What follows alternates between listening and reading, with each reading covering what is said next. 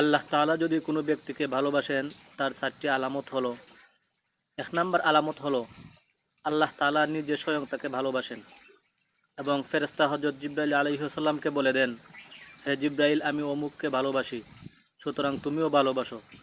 তখন হযরত জিবরাইল আলাইহিস সালাম আসমানের সমস্ত ফেরেশতাদেরকে জানিয়ে দেন, আল্লাহ তাআলা অমুককে ভালোবাসেন, সুতরাং তোমরাও ভালোবাসো। তখন দুনিয়ার সমস্ত মানুষের অন্তরে আল্লাহ তাআলা ওই ব্যক্তির প্রতি অটোমেটিক ভালোবাসা সৃষ্টি করে দেন। আর 2 নম্বর আলামত হলো আল্লাহ তাআলা তাকে বিপদ আপদ বালা মুসিবত দিয়ে, অসুখ বিসুখ দিয়ে আল্লাহ তাআলা তাকে পরীক্ষা করে থাকেন। 3 নম্বর আলামত হলো আল্লাহ তাআলা ওই ব্যক্তিকে দুনিয়া থেকে সরায় রাখেন। দুনিয়ার লোভ লালসা পদ পদবি থেকে আল্লাহ তাআলা ওই ব্যক্তিকে সরায় রাখেন। কোনো ব্যক্তির যদি অসুস্থ হলে পানি চুলে ক্ষতির আশঙ্কা থাকে, ঠিক তেমনি আল্লাহ তাআলা ওই ব্যক্তিকেও দুনিয়া থেকে সরিয়ে রাখেন, যাতে কোনো বিপদ থেকে সে সরিয়ে দেয়।